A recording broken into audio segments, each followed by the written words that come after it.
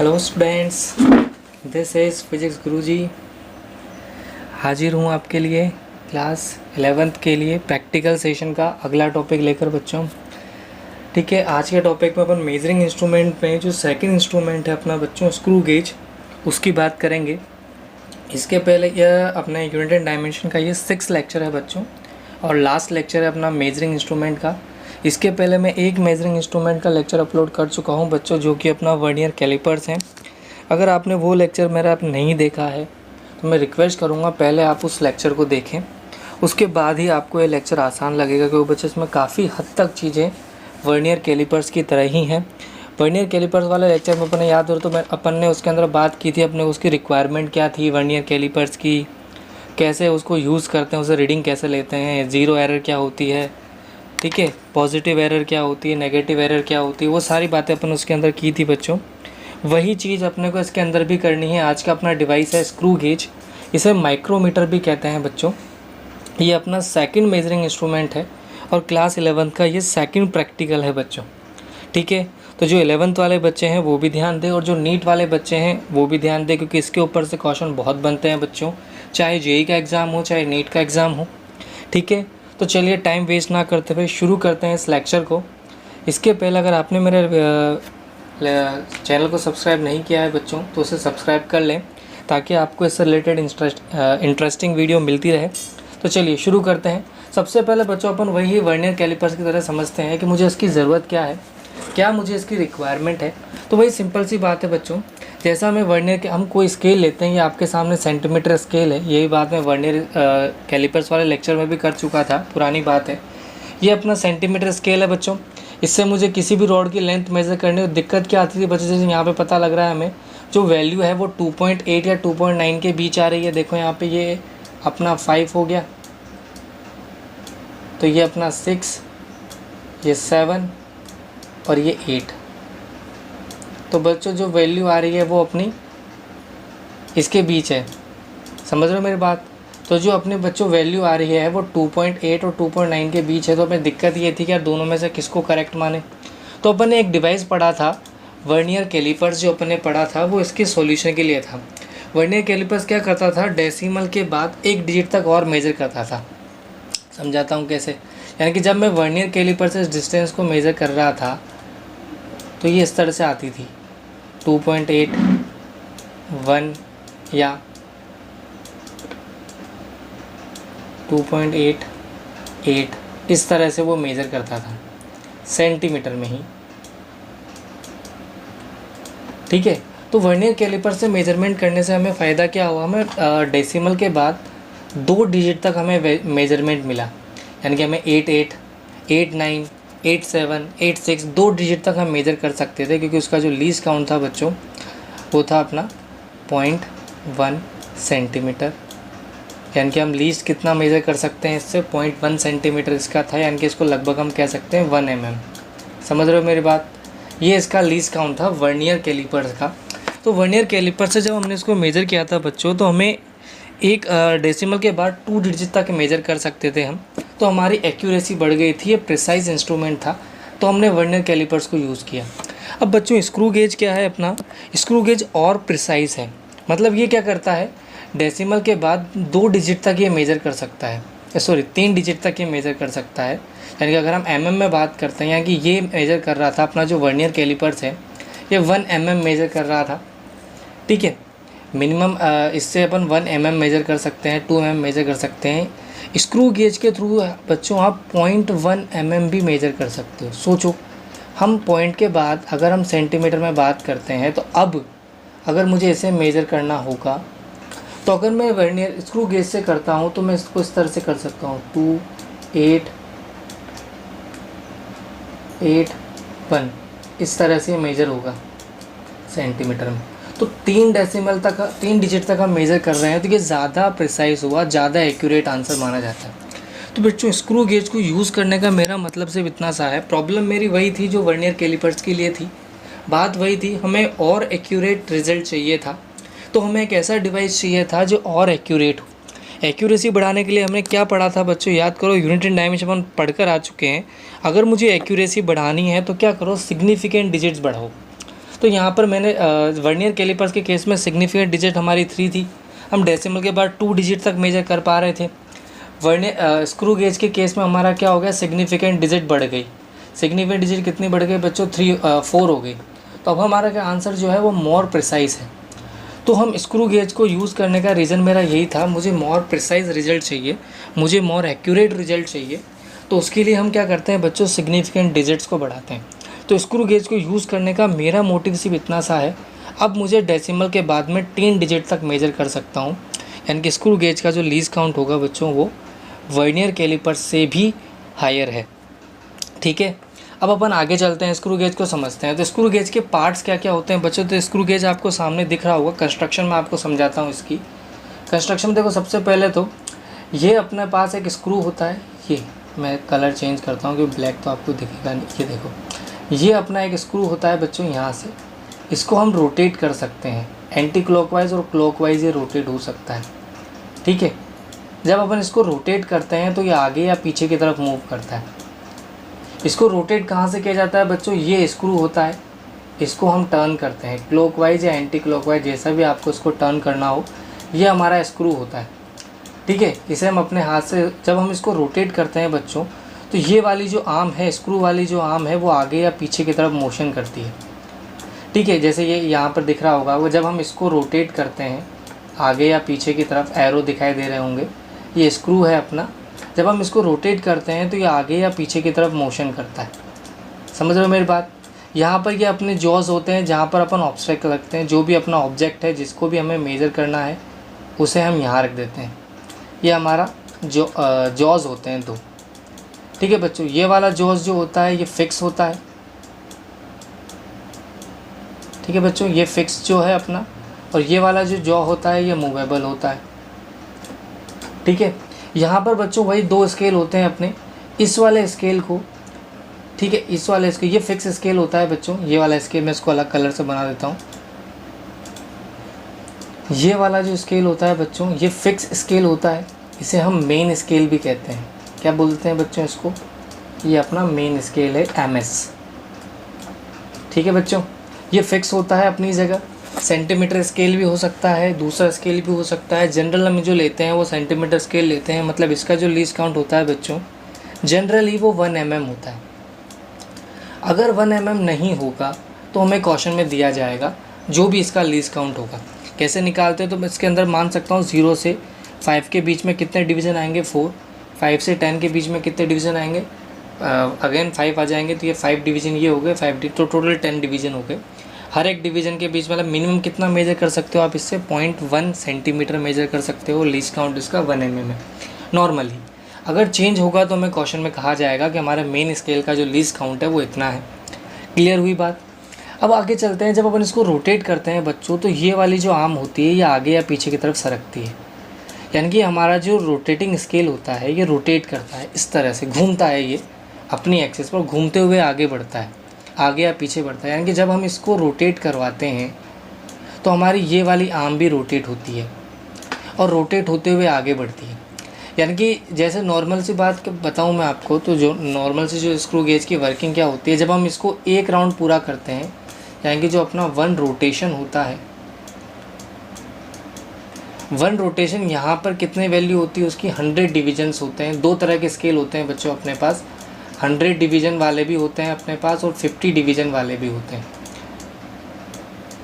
2 तरह के अपने पास स्केल होते हैं, इसे हम सर्कुलर स्केल कहते हैं। ये जो स्केल आपको दिखाई दे रहा है ये सर्कुलर स्केल है। सर्कुलर स्केल में क्या होता है बच्चों, ये जब अपन स्क्रू को रोटेट करते हैं तो सर्कुलर स्केल भी रोटेट होता है, और जब ये अपना 100 डिवीज़न मूव करता है, अगर 100 डिवीज़न वाला स्केल है, 100 डिवीज़न मूव करेगा तो ये 1 mm आगे की तरफ बढ़ जाता है। जो भी इसका लीस्ट काउंट है, मेन स्केल का जो भी लीस्ट काउंट है उतना ये आगे बढ़ जाता है। जैसे सपोज मानो अगर मैं इसको एंटी क्लॉकवाइज रोटेट कर रहा हूँ, क्लॉकवाइज रोटेट कर रहा हूँ तो इस तरफ मूव करेगा, एंटी क्लॉकवाइज रोटेट कर रहा हूँ तो इस तरफ मूव करेगा। तो जनरली अपन क्या करते हैं, मैंने इसको 100 टाइम रोटेट किया, यानी कि 100 डिवीज़न सर्कुलर स्केल पे मूव होते हैं, तो ये 1 डिवीज़न आगे बढ़ जाता है। मेन स्केल अपना 1 डिवीज़न आगे बढ़ाता है। फिर 100 डिवीज़न टर्न करते हैं, फिर 1 डिवीज़न आगे बढ़ जाता है।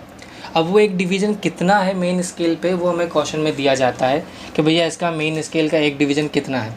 तो आप वर्किंग समझ रहे हो बच्चों। इसमें क्या होता है, जनरली हम स्क्रू को रोटेट करते हैं, जिससे हमारी जो आर्म है, मूवेबल आर्म है, वो मूव होती है। सर्कुलर स्केल दो तरह के स्केल अपने होते हैं। वर्नियर कैलिपर्स में अपने पे दो तरह के स्केल थे। एक अपने पास मेन स्केल था जो कि फिक्स होता था, वर्नियर स्केल को अपन मूव कर सकते थे। यहाँ पर भी बच्चों मेन स्केल अपना होता है, इसे पिच स्केल भी कहा जाता है। इसे क्या कहा जाता है बच्चों, पिच स्केल। अभी समझेंगे अपन पिच क्या होती है। फिलहाल ये अपना क्या है बच्चों, मेन स्केल है, इसे मैं MS से लिख देता हूँ, ठीक है। ये अपना सर्कुलर स्केल है, इसे अपन CS से लिख देते हैं, ठीक है। ये अपना स्क्रू है, इसे अपन रोटेट करते हैं तो ये वाला पार्ट जो है ये आगे या पीछे मूव होता है, रोटेट होते हुए, घूमते हुए आगे बढ़ता है, ठीक है बच्चों। तो ये कितने, यानी कि सर्कुलर स्केल के कितने डिवीज़न, 100 डिवीज़न। अगर 100 वाला स्केल है तो 100 डिवीज़न जब अपन इसको रोटेट करेंगे तो ये एक डिवीज़न आगे बढ़ता है मेन स्केल का। यानी कि 1 MS जो होता है बच्चों, जनरली वो 100 CS के इक्वल होता है। समझ रहे हो मेरी बात। या इसको अपन 50 भी कह सकते हैं, वो डिपेंड करता है अपना किसके ऊपर है। अब 1 MS कितना हो जाएगा बच्चों, अपना जो भी अपना MSD होगा, इसे हम MSD कह देते हैं, इसको CSD कह देते हैं। D का मतलब डिवीज़न हो गया, ठीक है बच्चों। तो ये चीज़ अपने को ध्यान रखनी है। समझ रहे हो मेरी बात। स्क्रू गेज को यूज़ करने का सबसे बड़ा फंडा यही है। पैसे यूज़ करते हैं, स्क्रू को घुमा के हम इसको आगे पीछे करते हैं। मेरे पास अभी इसका एनिमेशन नहीं है, नहीं तो मैं आपको इसको एनिमेशन के थ्रू इसको दिखाता। फिलहाल अपने को ये बात अपने को ध्यान रखनी है। चलिए आगे बढ़ते हैं। इसके बाद अपन आगे चलते हैं बच्चों। इसको मैं क्लियर कर देता हूँ। अब देखो इससे रीडिंग कैसे लेनी है, सबसे पहले अपन समझते हैं पिच को। पिच क्या होता है उसको समझते हैं। देखो यहाँ पर आपको एक डायग्राम दिख रहा होगा। इसमें क्या होता है बच्चों, लीनियर डिस्टेंस जो मूव की उसने, लीनियर डिस्टेंस का मतलब यहाँ पर, जैसे सपोज़ मानो जब अपन इसको रोटेट करते हैं, यहाँ से जब इसको अपन रोटेट करते हैं तो ये आगे की तरफ बढ़ता है। जब इसने एक रोटेशन कंप्लीट कर लिया, सर्कुलर स्केल ने जब एक रोटेशन कंप्लीट कर लिया, उस एक रोटेशन में ये कितनी डिस्टेंस चलेगा, आगे या पीछे कितनी डिस्टेंस ये मूव करता है। सपोज़ मानो मैंने इसको एक रोटेशन कंप्लीट करवाया तो इधर की तरफ ये कितना चला, मान लेते हैं ये x चला, तो ये x ही क्या कहलाएगा बच्चों, पिच कहलाएगा। जैसे मैंने अभी आपको पिछले एग्जांपल में बताया था कि 1 MSD जो होता है, मेन स्केल का जो डिवीज़न होता है, वो 100 CSD के बराबर होता है। यानी कि सीधी सी बात है, अगर 100 CSD का मतलब हो गया बच्चों 1 रोटेशन, 1 राउंड कह देता हूँ मैं इसको। तो जब ये 1 राउंड कंप्लीट करता है तो 1 MSD आगे बढ़ता है। यानी कि मेन स्केल का एक डिवीज़न ये आगे बढ़ जाता है। एक डिवीज़न से मेरा मतलब है सिर्फ ये इतना सा पार्ट, ये इतना सा पार्ट ये आगे बढ़ता है। एक डिवीज़न ये आगे बढ़ जाता है जब ये एक कंप्लीट रोटेशन करता है। क्लियर हुई मेरी बात। तो पिच कैसे हो जाएगा, distance moved on main scale upon number of rotation. कैसे समझाता हूँ मैं इसको, आपको एग्जाम्पल के थ्रू समझाते हैं इसको। मैं इसको क्लियर कर देता हूँ पहले, फिर मैं आपको इसको एग्जाम्पल के थ्रू क्लियर कराता हूँ। देखो जैसे सपोज़ मानो एक क्वेश्चन है, एग्जाम्पल दिया गया है आपको। देखो क्वेश्चन यहाँ पे देखो, पिच को समझते हैं हम। क्वेश्चन क्या कहा गया, एक गिवन स्केल है जो 5 mm मूव करता है 10 रोटेशन पे। ध्यान देना 10 रोटेशन उसने कंप्लीट किया और कितना मूव कर रहा है बच्चों, 5 mm वो मूव कर रहा है। हमें पिच निकालना है इसका। तो पिच का मतलब क्या होता है, total distance upon number of rotation. तो टोटल डिस्टेंस कितनी चली उसने, 5 mm। कितनी चल रहा है वो टोटल डिस्टेंस, कितने डिवीज़न के बाद, 10 रोटेशन के बाद। यानी कि जब आप उसको 10 टाइम घुमा रहे हो तब जाके वो 5 mm आगे बढ़ा। स्केल जो था 5 mm आगे बढ़ रहा है जब मैं उसको 10 टाइम घुमाता हूँ। जब मैं इस स्क्रू को 10 टाइम रोटेट कर रहा हूँ तब जाके ये 5 mm आगे बढ़ी, आगे की तरफ डिवीज़न देता है। तो हमारा पिच कितना निकल कर आया बच्चों, 0.5 mm। यानी कि सीधा सा मतलब है ये छोटी सी डिस्टेंस जो है बच्चों, ये वाली, ये कितनी निकल कर आई अपनी, 0.5 mm निकल कर आई। ये छोटी सी डिस्टेंस, समझ रहे हो मेरी बात। यानी कि जो एक डिवीज़न है उसकी लेंथ कितनी हो गई बच्चों, 0.5। पिच का मतलब समझो, मेन स्केल में एक डिवीज़न की लेंथ है ये। यानी कि इसको मैं ऐसे भी कह सकता हूँ, ये 1 MSD है अपना। क्या है बच्चों, ये 1 MSD है। ध्यान रहे ये बात अपने को ध्यान रखो बच्चों, प्रैक्टिकल में चीज़ों को जब तक आप फील नहीं करोगे तब तक चीज़ें समझ में नहीं आएगी। तो उसको फील करो। जब मैं 10 टाइम उसको रोटेट कर रहा हूँ स्क्रू को, तब जाके वो 5 mm आगे बढ़ा। मतलब एक रोटेशन में कितना टर्न कर रहा है, 0.5 mm, यानी कि ये अपना 1 MSD हो गया सबसे। यानी कि हम ये भी कह सकते हैं कि मेन स्केल मिनिमम कितना मेजर कर सकता है, तो भैया 0.5 mm ये मेजर कर सकता है। ये इसका पिच हो गया। अब बात करते हैं सर लीस्ट काउंट कैसे निकालेंगे। तो लीस्ट काउंट निकालने का सीधा सा फॉर्मूला क्या होता है बच्चों, पिच और टोटल डिवीजन को डिवाइड कर दो। लीस्ट काउंट कैसे निकलेगा, जैसे स्केल का लीस्ट काउंट मुझे निकालना है तो pitch upon total number of division on circular scale. तो पिच अपना कितना है 0.5, सर्कुलर डिवीजन कितना है 50। जनरली मान लेता हूँ अगर 50 है तो यहाँ पर 50 रख देंगे। अगर 100 है तो ये अपने पास 100 के लिए अलग आएगा, तो ये 50 के लिए अपने पास आ गया, यानी कि 0.01 mm। अब ध्यान दो बच्चों, इससे मेज़र करने का फ़ायदा क्या हुआ अपना, 0.01 mm तक अपन इससे मेज़र कर सकते हैं इस स्केल से। क्लियर हुई मेरी बात। एक मिनट इसको सॉल्व करें अगर अपन, तो 5 से कट जाएगा 0.1/10, ठीक है सही है, 0.1 ही आएगा। ठीक है, तो ये अपना हो गया कि अपन मिनिमम इतना, यानी कि देखो डेसिमल के बाद 3 डिजिट तक ये मेजर कर रहा है, मतलब ज़्यादा प्रिसाइज हुआ। आप खुद सोचो मुझे इस डिवाइस को यूज़ करने का फ़ायदा क्या हुआ। मुझे फ़ायदा सिर्फ इतना सा हुआ कि यार अब मैं 3 डिजिट तक मेजर कर सकता हूँ, मेरी सिग्निफिकेंट डिजिट बढ़ गई। सिग्निफिकेंट डिजिट बढ़ने से फ़ायदा क्या हुआ बच्चों, अब मैं ज़्यादा एक्यूरेट मेजर कर सकता हूँ। समझ रहे हो मेरी बात। वरना मुझे अलग अलग मेजरिंग इंस्ट्रूमेंट यूज़ करने की रिक्वायरमेंट क्या थी बच्चों, मुझे यही रिक्वायरमेंट है कि मैं जितना ज़्यादा प्रिसाइज रिजल्ट ले सकता हूँ मैं उतना चाहता हूँ। मैं चाहता हूँ जितना एक्यूरेट होगा एरर के चांसेस उतने ही कम होंगे। ठीक है बच्चों, तो ये हमारा पिच हो गया कैलकुलेट करने का तरीका। हमें इस पिच याद नहीं रखना है, हमें पिच कैलकुलेट करने का तरीका आना चाहिए। कैसे निकालेंगे, कितनी डिस्टेंस वो मूव कर रहा है, कितने रोटेशन में। ठीक है, आगे मैं न्यूमेरिकल में उसको और यूज़ करवाऊँगा। फ़िलहाल समझो पिच को, फॉर्मूला समझो बस, और लीस्ट काउंट कैलकुलेट करने का तरीका समझो। अगर सोचो 100 डिवीज़न होते, मेन सर्कुलर स्केल पे कितने डिवीज़न होते बच्चों, वही क्वेश्चन सेम है। 5 mm मूव कर रहा है 10 रोटेशन पे, मैं ठीक है, और ये 100 mm, जैसे सपोज़ मानो मैं इसको चेंज कर देता हूँ। एक और एग्जांपल अपन ले लेते हैं। मान लेते हैं ये 10 mm मूव करता है 10 रोटेशन पे। मान लेते हैं एक नया क्वेश्चन बना लेते हैं, 10 mm मूव करता है ये 10 रोटेशन पे। तो अपना पिच कितना निकल कर आया बच्चों, पिच हो जाएगा अपना 1 mm। देखो 10/10 हो जाएगा तो 1 mm पिच हो गया अपना। समझ रहे हो, यानी कि मिनिमम, यानी कि छोटी सी डिस्टेंस जो है ये कितनी हो गई, ये छोटी सी डिस्टेंस अपनी हो गई बच्चों 1 mm। क्लियर हुई मेरी बात। मेन स्केल का एक डिवीज़न कितना हो गया, 1 mm का हो गया। मेन स्केल मिनिमम कितना मेजर कर सकता है, तो 1 mm। ये भी ध्यान रखना, पिच क्या होती है, मिनिमम मेन स्केल कितना मेजर कर सकता है, वो भी पिच है। अब आगे चलते हैं, मान लेते हैं इसमें 100 डिवीज़न है, तो आंसर कितना आ जाएगा अपना, देखो यहाँ पे लीस्ट काउंट अपना आ जाएगा 1/100। समझ रहे हो, तो ये अपना आ जाएगा 0.01 mm। समझ रहे हो मेरी बात। तो ये अपना मेजरमेंट हो गया। समझ रहे हो, ये इसका लीस्ट काउंट निकल कर आ गया स्केल का। मैंने आर्बिट्री को स्केल बना लिया।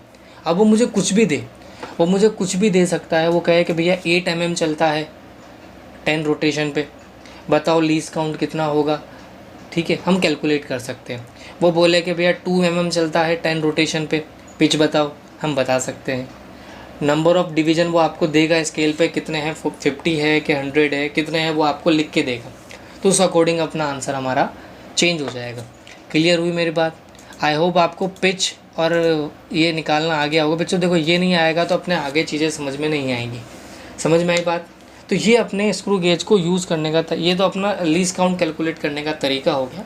न्यूमेरिकल पर्पज़ से हमें इसको ध्यान रखना है। चलिए अब आगे बढ़ते हैं। सर रीडिंग कैसे लेंगे, इससे मेज़रमेंट कैसे करते हैं। तो वही सिंपल सी बात है बच्चों। देखो यहाँ पे मेज़रमेंट लेने का तरीका मैं आपको समझाता हूँ। हमने स्क्रू को रोटेट किया, यहाँ पे जगह बनाई, पहले तो हमने इसमें जगह बनाई और यहाँ पर एक ऑब्स्टेकल लगा दिया जिसको भी हमें मेज़र करना था। सपोज़ मान लो मुझे इसको मेज़र करना था, मैंने यहाँ लगा दिया। यहाँ पर बच्चों एक लॉक होता है इस तरह से, ये एक लॉक होता है जहाँ से हम क्या करते हैं, इस डिवाइस को लॉक कर सकते हैं, इसको हटा देते हैं। फिर लॉक करने का मतलब ये हुआ अब ये स्लाइड नहीं होगा, मूव आर्म जो मूवेबल आर्म थी वो फिक्स हो गई। ठीक है बच्चों, अब हम क्या करते हैं, रीडिंग यहाँ पर देखते हैं। ये बच्चा देखना अपनी ये वाली जो लाइन होती है अपनी, ये वाली जो लाइन होती है अपनी, इसे हम बोलते हैं रेफरेंस लाइन। क्या बोलते हैं बच्चों? Reference line. यानी कि अपने को क्या देखना होता है, सबसे पहले तो डिवीज़न चेक करते हैं अपन, मतलब पहले तो अपने MSD चेक करेंगे, यानी कि अपनी मेन स्केल रीडिंग देखेंगे। ध्यान देना, सबसे पहले तो अपन क्या चेक करेंगे, MSD चेक करेंगे, फिर दूसरी अपन जो लेंगे वो CSD होगी। दो रीडिंग होती है अपने पास, एक अपने पास MSD होती है, एक अपने पास CSD होती है। MSD कैसे कैलकुलेट करेंगे, अब ध्यान देना बच्चों, ये 1 है, ये 2 है, ये बीच में क्या हो जाएगा अपना 1.5 है, ये 2 है, 3 है, ये कितना हो गया 2.5 हो गया, ये कितना हो गया 3.5 हो गया। अब देखो यहाँ पर देखो, सबसे पहले ये जो अपना स्केल शुरू हो रहा है, इससे पहले कितने डिवीज़न थे, तो हम कहेंगे सर 3.5 होगा, ज़्यादा ज़्यादा 3.6 हो जाएगा, तो अपन 3.5 मानते हैं। हमें जो दिखाई दिया थोड़ा सा 3.5 से ज़्यादा है, तो हम इसको 3.6 ले लेते हैं। कितना ले लेते हैं बच्चों? तो अपनी MSD कितना है, ध्यान देना, ये अपना MSD है 3.6 इंटू जो भी इसका मिनिमम है। भैया मिनिमम कितना मेजर कर सकते हो, वो इसका पिच है, यानी कि यहाँ पर अपन क्या कर सकते हैं, इसका पिच, समझ रहे हो?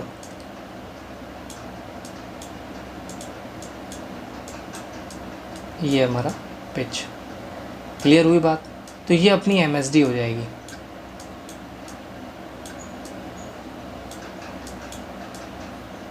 अगर मान लेते हैं जनरल ये 1 mm है, और जनरल में मान लेता हूँ, कैलकुलेशन के लिए मान लेता हूँ ये 1 mm है, तो अपनी MSD कितनी आ जाएगी बच्चों, 3.6 mm। क्लियर हुई मेरी बात?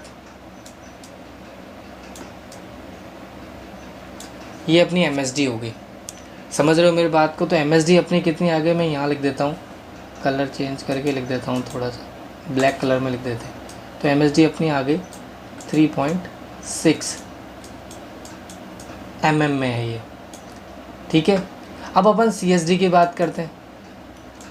देखो CSD निकालने का तरीका क्या है, यहाँ से कौन साइड देखते हैं, कौन सा डिवीज़न कौन साइड हो रहा है, ये डिवीज़न कौन साइड हो रहा है साहब, कैलकुलेट करते हैं। 45 तो ये हो गए, 46, 47, 48, तो CSD कितना आ गया अपना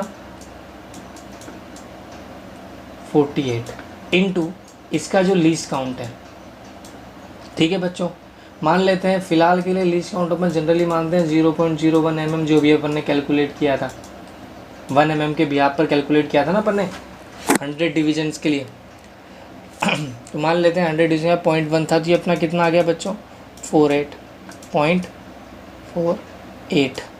अब बस दोनों को ऐड कर देंगे तो अपना आंसर बन जाएगा। क्लियर हुई मेरी बात?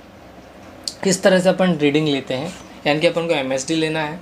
MSD लेने के लिए क्या चेक करेंगे, कितने डिवीज़न है, सर्कुलर स्केल स्टार्ट होने के पहले कितने डिवीज़न है काउंट कर लो, उसको पिच से मल्टीप्लाई कर दो, आपकी MSD क्लियर हो गई। CSD कैसे निकालेंगे, देख लो कौन सा रेफरेंस लाइन से कॉन्साइड हो रहा है, कौन सा डिवीज़न रेफरेंस लाइन से कॉन्साइड हो रहा है, उसको काउंट कर लो और लीस्ट काउंट से मल्टीप्लाई कर दो, बाद में दोनों को ऐड कर देंगे। क्लियर हुई बात? एग्जाम्पल के थ्रू समझते हैं। देखो इसको मैं आपको एग्जाम्पल से सामने आपको क्वेश्चन दिखाई दे रहा है, आपसे पूछा भैया रीडिंग लो। अब देखो सबसे पहले अपन इसकी रीडिंग लेते हैं, ध्यान देना। ये 1 हो गया मेरा, ये 2 हो गया मेरा, ये 3 हो गया, ये 4 हो गया। ठीक है, 10 तक तो चल रहा है, ये 11 है। ठीक है बच्चों, कितना आ रहा है 11 तक आ रहे हैं, तो मेन स्केल अपना कितना आ गया, तो MSD तो मैं यहाँ लिख देता हूँ 11 इंटू। अब देखो मुझे इसका लीस्ट का वो पिच कैलकुलेट करनी है। क्या कैलकुलेट करनी है बच्चों? पिच। अब पिच कैसे कैलकुलेट करते हैं, तो जाहिर सी बात है यहाँ कितने डिवीज़न चलेगा, ये जनरल से मैं अभी मान लेता हूँ, उस पर मुझे पिच के बारे में कोई इन्फॉर्मेशन नहीं दे रखी, तो मैं जनरल पिच निकालता हूँ। तो ये वाला जो गैप होता है, पिच का मतलब क्या हो गया बच्चों, ये वाला गैप, ये कितना हो जाएगा, ये होता है अपना पिच का मतलब। ये छोटा सा जो गैप आपको दिखाई दे रहा है, ये अपना पिच है, यानी कि जब ये एक रोटेशन पूरा करता है तो ये इतना मूव करता है, तो जनरली ये कितना हो जाएगा बच्चों, 1/10 कर देंगे तो ये अपना आ जाएगा 1 mm। कितना आ जाएगा जनरली 1 mm मान लेते हैं, तो इसको मैंने 1 mm से मल्टीप्लाई कर दिया, तो अपना MSD निकल कर आया 11 mm।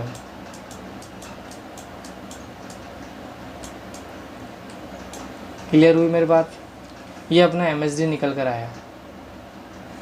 ठीक है, आगे चलते हैं। यहाँ देखो इस साइड पे डिवीजन चेक करते हैं अपन, circular main scale circular scale पे चेक करते हैं। कलर चेंज कर देता हूँ मैं। अब देखो यहाँ पे कौन साइड हो रहा है, ये वाला कौन साइड हो रहा है, 35, 36, 37, 38। तो ये सर्कुलर स्केल पे अपना आ जाएगा 38 इंटू लीस्ट काउंट अपना कितना है 0.01। ठीक है, तो ये अपना हो जाएगा 0.38 mm। तो टोटल रीडिंग कितनी हो जाएगी बच्चों, देखो ये अपनी 11 mm हो गई MSR, ये अपने कितनी हो गई 0.38 mm। समझ में आया कैसे लिखा मैंने? मैं इसको क्लियर कर देता हूँ ताकि आपको सब कुछ क्लियर दिख जाएगा, मैंने समझाने के लिए किया था आपको। ठीक है बच्चों, तो टोटल रीडिंग अपनी निकल कर आ जाएगी 11.38 mm, या आप लिख सकते हो 1.138 सेंटीमीटर। क्लियर हुई मेरी बात? समझ रहे हो? यानी कि जो वैल्यू आई वो कितनी आई, 3 डिजिट्स में आई, मतलब ज़्यादा प्रिसाइज है। तो मेरा स्क्रू गेज को यूज़ करने का मतलब यही था। क्लियर हुई मेरी बात? आगे बढ़ें, अगला क्वेश्चन देखते हैं।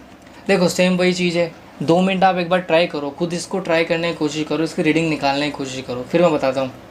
स्केल आपके सामने है, रीडिंग आपको मेजर करनी है। देखो 2 मिनट ट्राई करो, फिर मैं बताता हूँ। चलो देखो कैसे मेज़र करना है, वही चीज़ है। अपने को सबसे पहले रीडिंग चेक करते हैं, तो ये 1, ये 2, यानी कि ये तो अपना आ जाएगा 2 mm।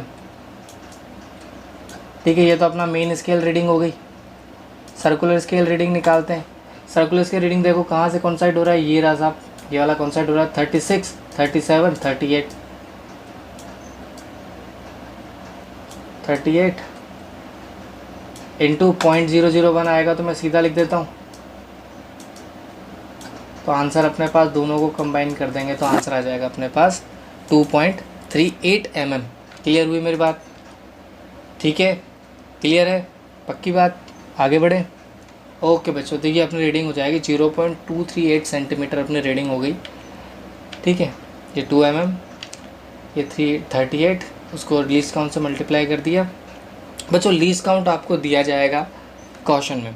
ठीक है, यहाँ तो अपन 0.01 ले रहे हैं, क्वेश्चन में जो आपको देगा वो आपको लेना पड़ेगा। ठीक है, ये बात ध्यान रखना, ज़रूर नहीं है हर बार अपन 1 ही लें। ठीक है, ये अपने को सब जब याद ध्यान रहे, जब भी आप कोई इंस्ट्रूमेंट यूज़ करते हो, जैसे जब भी आपको लैब में ये प्रैक्टिकल करवाया जाएगा, तो सबसे पहले आप अपने उस एपरेटस को देखते हुए सबसे पहले उसकी पिच कैलकुलेट करोगे। कैसे कैलकुलेट करोगे, ये देख लो कि यार उसको 1 mm मूव करा दो, पूरा को एक पूरा डिवीज़न मूव करा दो, देख लो कितने रोटेशन आपको चलने पड़ रहे हैं, तो उस अकॉर्डिंग आप पिच कैलकुलेट कर लो। ठीक है, अपने अकॉर्डिंग आपको पिच कैलकुलेट करना है। उस पर नंबर ऑफ़ सर्कुलर पे कितने डिवीजन है वो आप देखो, उसके अकॉर्डिंग आप लीस्ट काउंट कैलकुलेट करो, उसके बाद मेजरमेंट शुरू करो। जब भी आप अपनी फ़ाइल बनाओगे तो 2 चीज़ें लिखनी ज़रूरी है। ठीक है, उसके बिना आप ऑपरेटर्स को यूज़ नहीं कर सकते। क्लियर हुई मेरी बात? आगे बढ़ते हैं।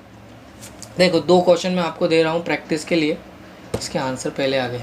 चलो ये आपको प्रैक्टिस के लिए करने हैं, आंसर बिना देखा करना, ये आपके प्रैक्टिस है, 2 क्वेश्चन ट्राई करना है इसको। अपन आगे बढ़ते हैं। देखो उसने लीस्ट काउंट उसने खुद ने लिखा हुआ है 1 mm। ठीक है बच्चों, ये आपके प्रैक्टिस के। अब देखो अपन बात करते हैं एरर्स की, बात करते हैं एरर्स क्या होती है। तो 2 तरह की एरर अपन पढ़ कर आए थे। 0 एरर में अपने एक तो पॉजिटिव एरर होती है, नेगेटिव एरर होती है। वही सिंपल सी बात क्या होती है, 0 एरर कैसे चेक करनी है बच्चों, हमने स्क्रू को कंप्लीट टाइट कर दिया और दोनों जॉज को टच कर दिया। उसके बाद हम देखते हैं कि यार हमारा जो रेफरेंस लाइन है, हमारी जो रेफरेंस लाइन है वो 0 से कॉन्साइड होनी चाहिए। यानी कि जो हम मेजरमेंट कर रहे थे, जो अपनी रेफरेंस लाइन थी जिसके ऊपर 0 मेंशन था, ये 0 तो पूरा कवर हो जाएगा इसके अंदर, सर्कुलर आर्म के अंदर चला जाएगा 0 तो। ठीक है, लेकिन आपकी जो रेफरेंस लाइन है वो इस जीरो से कॉन्साइड होनी चाहिए, मैच होनी चाहिए। अगर हो रही है बच्चों तो वो एरर लेस है, यानी कि उसमें कोई एरर नहीं है, नो एरर। अगर जीरो जीरो से कॉन्साइड हो रहा है, यानी कि अपनी जो नॉर्मल सी बात है आप जानते भी हो, अगर हमने दोनों को कंबाइन किया जीरो एरर। अगर हमारा जो जीरो है सर्कुलर स्केल का जीरो है मेन स्केल से नीचे आ जाता है तो ये एरर कहलाती है बच्चों, इसे हम कहते हैं पॉजिटिव एरर। इतनी एरर आ गई, क्लियर हो रही है मेरी बात, ये एरर है। अगर ऊपर चला जाता है तो ये एरर है, समझ रहे हो, ये हमारे पास एरर कहलाती है बच्चों। क्लियर हुई मेरी बात। तो एरर क्या होती है, हम ये देखते हैं हमारी रेफरेंस लाइन जीरो से कॉन्साइड होनी चाहिए और हमारा जीरो जो है वो अंदर चला जाना चाहिए, ठीक है। अच्छा, अगर पॉजिटिव एरर को पहचानने का तरीका क्या होता है, आपको ज़ीरो वाली लाइन विजिबल होती है, इसमें ज़ीरो पूरी तरह से अंदर नहीं जा पाता, इसमें तो अंदर चला जाता है, ज़ीरो आपको नहीं दिखेगा, इसमें आपको ज़ीरो दिखता है। तो ज़ीरो अगर आपको दिखाई दे रहा है मेन स्केल का तो समझ जाओ पॉजिटिव एरर है और रेफरेंस लाइन जीरो से कॉन्साइड नहीं हो रही, जबकि दोनों जॉज मिल चुके हैं तो भी, ठीक है। और अगर ये ऊपर चला जाता है तो हमें इस नेगेटिव एरर कहते हैं। क्लियर हुई बात। तो ये एरर की बात अपन बच्चों पहले कर चुके हैं, वर्नियर कैलिपर्स में है, जैसे ये जीरो जीरो से मैच होना चाहिए दोनों स्केल का, अगर होता है तो एरर नहीं है, नहीं होता है तो एरर है। ये ध्यान रखना है बच्चों, अगर जीरो मेन स्केल का जीरो हमें विजिबल होता है तो वो पॉजिटिव एरर कहलाती है, और जीरो जीरो से कॉन्साइड नहीं होता है कि जीरो जो है वो रेफरेंस लाइन से मैच नहीं होता तो पॉजिटिव एरर है। अगर जीरो हमें विजिबल नहीं है और मैच नहीं हो रहा तो फिर उसे हम नेगेटिव एरर कहते हैं। आगे बढ़ते हैं, एक एक करके हम सबसे पहले बात करता हूँ मैं पॉजिटिव एरर की। देखो पॉजिटिव एरर आपके सामने दिख रहा होगा। सबसे पहले तो अपन देखते हैं रेफरेंस लाइंस कहाँ है हमारी, ये रही हमारी रेफरेंस लाइन। क्लियर हुई बात, ये अपनी रेफरेंस लाइन है। एक मिनट रुको, मैं लाइन को अच्छे से ड्रॉ करता हूँ। देखो ये हमारी रेफरेंस लाइन है, जीरो से कॉन्साइड नहीं हो रही, जीरो नीचे है, तो ये हमारी एरर है। अब बच्चों ध्यान देना, मेजर करना। अब हमारे पास जीरो पर सेट नहीं हुआ, कितना कम बता रहा है, क्या जीरो पर आया क्या, नहीं। जीरो पर लाने के लिए मुझे इसको थोड़ा और घुमाना पड़ेगा। कितना घुमाना पड़ेगा बच्चों, इतना मुझे इसको और घुमाना पड़ेगा। ये देखो मैं इतना मुझे और घुमाना पड़ेगा। कितने डिवीज़न चला मैं, 1 और 2 सेकंड। देखो अभी दिख जाएगा, मैं आपको इसको रब कर देता हूँ फिर आपको दिख जाएगा। देखो कैलकुलेट करो कितने डिवीज़न चले हम, ये 1 और ये 2, ठीक है, 2 डिवीज़न हमने मूव किया है। तो एरर कितनी हो गई बच्चों, देखो 0.02 mm की। कैसे निकालेंगे एरर, वही हमारे देखो ये हमारा मेन स्केल रीडिंग तो ज़ीरो हो गई, वो जीरो तो अंदर चला ही गया। तो बच्चों ज़ीरो अंदर नहीं गया, एक्चुअली में ज़ीरो यहाँ कहीं होता है, पॉजिटिव एरर में ज़ीरो यहाँ पे होता है, ठीक है। अभी ज़ीरो तक पहुँचे नहीं हैं, ठीक है। तो कितने डिवीज़न चले अपन सर्कुलर स्केल रीडिंग के, कितने डिवीज़न चले, 2। तो 2 × 0.01 करोगे तो 0.02 mm की एरर आ गई। यहाँ पर 0.01 क्या है बच्चों, अपना लीस्ट काउंट है, ये अपना LC है। जो भी LC होगा उससे मल्टीप्लाई करना पड़ेगा, VS नहीं है, CSR है, ठीक है बच्चों। VSR वर्नियर में होता है, CSR है। क्लियर हुई मेरी बात। तो यहाँ पर 0.02 mm की एरर है। सबसे अच्छा तरीका है कैलकुलेट करने का, जो अपन करते आ रहे हैं मेजरमेंट का, वही तरीका है। आगे बढ़ते हैं, देखो आगे बढ़ते हैं। नेक्स्ट नेगेटिव एरर की बात करता हूँ। नेगेटिव एरर में क्या होता है, जीरो ऊपर चला जाता है। अब ध्यान दो, जब अपन वर्नियर कैलिपर्स पढ़ रहे थे वहाँ पर जब हमने नेगेटिव एरर की बात की थी तो वहाँ पर हम क्या करते थे, जितने डिवीज़न चले हैं उसको टोटल डिवीज़न में से माइनस कर देंगे, 10 में से माइनस करते थे। यहाँ पर हम कितना मूव किया बच्चों, 46 मूव किए हैं। अब सोचो 46 थोड़ी एरर हो सकती है, 46 कितनी हो जाएगी हमारी एरर जो होगी वो 50, यानी कि टोटल वर्नियर डिवीज़न में से माइनस करेंगे हमारे डिवीज़न को, फिर इसको मल्टीप्लाई कर देंगे 0.01 से। जो भी उसका लीस्ट काउंट होगा, इसको हम लीस्ट काउंट कहेंगे, जो भी लीस्ट काउंट होगा उससे हम उसको मल्टीप्लाई कर देंगे, तो एरर आएगी अपनी माइनस में 0.04। सोचो इतनी एरर थोड़ी हो सकती है यार, 0.46 की एरर थोड़ी हो सकती है, तो बहुत ज़्यादा एरर हो गई। तो इतनी एरर थोड़ी होती है। तो हमारी एरर क्या होगी, टोटल नंबर ऑफ़ डिवीज़न में से उसको माइनस कर दो। तो टोटल नंबर ऑफ़ डिवीज़न यहाँ कितने हैं बच्चों, 45 के बाद सीधा 0 आ गया, मतलब ये 50 हो गए। कितने डिवीज़न हो गए टोटल, 50। तो मैंने 50 - 46 कर दिया तो अपना आंसर आ गया, ठीक है। तो बच्चों टोटल एरर अपने कितने जाएगी, -0.4 mm। क्लियर हुई मेरी बात? तो पॉजिटिव एरर लिखने का तरीका और जीरो एरर नेगेटिव एरर को लिखने का तरीका वही था जो अपना वर्नियर कैलिपर्स में था, नया कुछ नहीं है, सब कुछ सेम है, वही चीज़ है। क्लियर हुई बात? अब देखो मैं एक दो क्वेश्चन के थ्रू आपको क्लियर कराता हूँ। देखो एक दो क्वेश्चन अपन करते हैं। क्वेश्चन मेरे सामने देखो, इसको मैं नीचे कर देता हूँ। क्वेश्चन देखो, a screw gauge gives the following reading when you use to measure the diameter of a wire. MSR हमें क्वेश्चन में गिवन है, ध्यान देना। मेन स्केल रीडिंग हमें क्वेश्चन में दे रखी है। CSR हमें दे रखा है भैया 52 डिवीजन चला है, ध्यान है ना। CSR कितना दे रखा है बच्चों हमें? 52 डिवीजन मूव करता है। मेन स्केल पर कितना मूव करता है? 0 mm मूव करता है। ये भी हमें दिया गया, देखो 1 mm of main scale correspond to 100 divisions. 100 divisions का मतलब कितना हो गया बच्चों? 1 रोटेशन हो गया ये। 100 राउंड का 100 डिवीजन का मतलब क्या हो गया बच्चों? 1 रोटेशन हो गया। मतलब कहने का मतलब क्या है, मैं 1 रोटेशन घुमाता हूँ तो ये 1 mm आगे बढ़ता है। तो बच्चों पिच कितनी हुई आप खुद सोचो, एक बार घुमा रहा हूँ तो 1 mm आगे बढ़ रहा है, तो पिच कितना हो गया? 1 mm अपॉन 1 यानी कि 1। तो पिच हमारा आ गया 1 mm। अब हमसे पूछा है डायामीटर। अब ध्यान देना, सबसे पहले मैं आपको बता देता हूँ क्या क्या हमें गिवन है। देखो यहाँ पर क्वेश्चन में देखो, MSR हमें दिया गया है 0 mm, CSR हमें, अब देखो 0 mm को मल्टीप्लाई करते हैं, रीडिंग निकालने के लिए हम क्या करेंगे, इसको मल्टीप्लाई करेंगे जो भी हमारा पिच आएगा।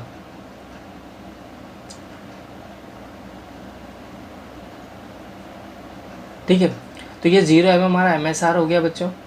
ठीक है, यहाँ पर पिच कितना निकल कर आया अपना? 1 mm। मैं मिनिमम स्केल में मिनिमम कितना मेजर कर सकते हो भाई? 100 डिवीजन मूव करने का मतलब हो गया बच्चों, एक राउंड घुमा रहे हैं तो क्या कर रहा है? मेन स्केल का कितना चल रहा है? 1 mm। तो यही अपना 1 mm अपना कितना हो जाएगा बच्चों? पिच हो जाएगा। पिच अगर मैं यहाँ पे निकालना चाहूँ, मैं इधर लिख देता हूँ पिच आपकी, हालांकि लिखने की ज़रूरत नहीं है, 1/1 mm में। क्लियर हुई बात? तो पिच हमारा 1 mm हो गया, तो उसको 1 mm से मल्टीप्लाई करेंगे तो MSR अपना आ जाएगा 0 mm। CSR कितना होता है बच्चा? 52 डिवीजन है, इसको मल्टीप्लाई कर देंगे लीस्ट काउंट से, जो कि अपना कितना है बच्चों? 0.01 mm है। लीस्ट काउंट कितना है अपना इसका? कैसे निकाला? Pitch upon total number of division. तो पिच कितना है? 1, टोटल नंबर ऑफ डिवीजन कितना है बच्चा? 100। तो हमारा LC निकल कर आ जाएगा 0.01 mm। सेंटीमीटर में करोगे तो 1 डेसिमल और आगे बढ़ा दो। ठीक है, तो ये हमारा LC निकल कर आ गया, उसको यहाँ मल्टीप्लाई करेंगे, पिच हमारा 1 mm। अब देखो हमें डायमीटर निकालना है तो MSR अपना हो जाएगा 0, CSR हमारा हो जाएगा 52 इंटू 0.001, सेंटीमीटर में ले रहा हूँ मैं, तो अपना आंसर आ जाएगा 0.052, यानी कि ये अपना क्लियर आंसर हो गया। समझे मेरी बात को? तो सबसे पहले देखो बच्चों, क्वेश्चन में क्या था, हमें पिच गिवन नहीं था, क्वेश्चन के डेटा के अकॉर्डिंग हमें पिच निकालना था। जब तक आपको पिच और LC कैलकुलेट करना नहीं आएगा, आप न्यूमेरिकल सॉल्व नहीं कर सकते बच्चों, ये बात ध्यान रखना। ठीक है, तो LC लीस्ट काउंट बहुत ज़रूरी चीज़ है, इसको मेज़र करना हमें आना चाहिए। क्लियर हुई बात? तो यहाँ पर मेरा आंसर जो होगा बच्चों वो कितना हो जाएगा? 0.052 सेंटीमीटर। अब देखो एक और चीज़, हमें सेंटीमीटर में वैल्यू मेजर कर तो भैया 2 डेसिमल तक है, तो भैया ये तो वैसे ही गलत होगा क्योंकि तो वर्नियर कैलिपर्स का मेजरमेंट है। बच्चों एक बात ध्यान रखना, अगर हम स्क्रू गेज से मेजर कर रहे हैं तो हमारा आंसर 3 डेसिमल में ही आना चाहिए, डेसिमल के बाद 3 डिजिट्स में ही आना चाहिए। वो लीस्ट काउंट में अगर सेंटीमीटर की बात कर रहे हो तो ये होता है जनरली। तो डेसिमल के बाद 3 डिजिट्स अगर आंसर में नहीं दी हुई है तो हमारा आंसर गलत है। सपोज़ अगर मेरा आंसर 0.05 सेंटीमीटर भी आता तो भी मैं 50 लिखूँगा, क्योंकि मैंने क्या कहा था बच्चों, सिग्निफिकेंट डिजिट 4 होने चाहिए, 0.50 लिखा जाएगा, ये 0.5 नहीं लिखेंगे, गलत माना जाता है, बात ध्यान रखना। तो ये तो अपना ऑप्शन पहले ही कट गया, तो बचा कौन? 3 में से एक ऑप्शन आंसर होगा, तो अपना आंसर क्या है यहाँ पे? B अपना करेक्ट आंसर है। क्लियर हुई बात? क्वेश्चन क्लियर हुआ बच्चों? समझ में आया? अब देखो नेक्स्ट क्वेश्चन पे चलते हैं। देखो नेक्स्ट क्वेश्चन अपना the pitch of screw gauge is, देखो आपको पिच पहले ही दे दिया उसने, मतलब आपको MSR निकालने के लिए इससे मल्टीप्लाई करना पड़ेगा, पक्की बात। देयर आर 100 डिवीजन और सर्कुलर स्केल, क्या आपको नंबर ऑफ, तो क्या आप इससे एलसी निकाल सकते हो? देखो मैं पहले कैलकुलेट कर लेता हूँ। एलसी अगर मैं निकालना चाहूँ तो कितना हो जाएगा? 0.5 हमारा पिच है, 100 डिवीजन उसने मूव किए हैं, तो एलसी कितना आ गया अपना? 0.005 mm। ठीक है, ये हमारा लीस्ट काउंट हो गया। पिच मुझे मिल गया तो मेरा एमएसआर आ जाएगा, लीस्ट काउंट मुझे मिल गया तो मेरा सीएसआर आ जाएगा। चलो मैं मेजरमेंट करने के लिए तैयार हूँ। आगे बोलो, आगे क्वेश्चन ने क्या कहा? क्वेश्चन क्या था? Instrument reads +2 division when nothing put between the jaws. जब हमने कुछ नहीं रखा जॉज में तब भी वो +2 डिवीजन शो कर रहा था। कौन शो कर रहा था भाई? Circular scale. इसका मतलब एरर जो मिली, बच्चों ध्यान रखना, एरर को मैं यहीं से दिखा रहा हूँ, एरर जो मिली वो +2 डिवीजन है किसके? सर्कुलर स्केल के। और सर्कुलर स्केल का लीस्ट काउंट कितना? 0.5। समझ रहे हो मेरी बात? तो ये अपना आया 0.010 mm प्लस में। ये मेरी एरर निकल कर आई। ध्यान देना बच्चों, एरर कैसे निकाली मैंने? एरर निकालने के लिए उसने क्या कहा था? 2 डिवीजन तब भी शो कर रहा था, तो हमने क्या कहा? +2 डिवीजन किसके शो कर रहा था? सीएसआर के। सीएसआर को कैसे लिखा जाता है? जो भी डिवीजन होते हैं, नंबर ऑफ डिवीजन को मल्टीप्लाई करते हैं किससे? उससे। उसके बाद फिर हम इसको सॉल्व करते हैं। क्लियर हुई मेरी बात? पक्की बात है। आगे बढ़ते हैं। इसके बाद अपन आगे चलते हैं। इसके in measuring the diameter of the wire there are 8 division on main scale. मैं मेन स्केल रीडिंग कितनी आ गई? 8 डिवीजन इनटू लीस्ट काउंट करोगे तो ये अपने को एमएसआर मिला। ठीक है, और सर्कुलर स्केल डिवीजन कितने हो गए? 83 इंटू 0.005 करेंगे। मैं बता ही देता हूँ आपको। देखो यहाँ पर सब कुछ मेंशन है, इसको क्लियर कर देता हूँ पहले। देखो यार, ध्यान दो यहाँ पे।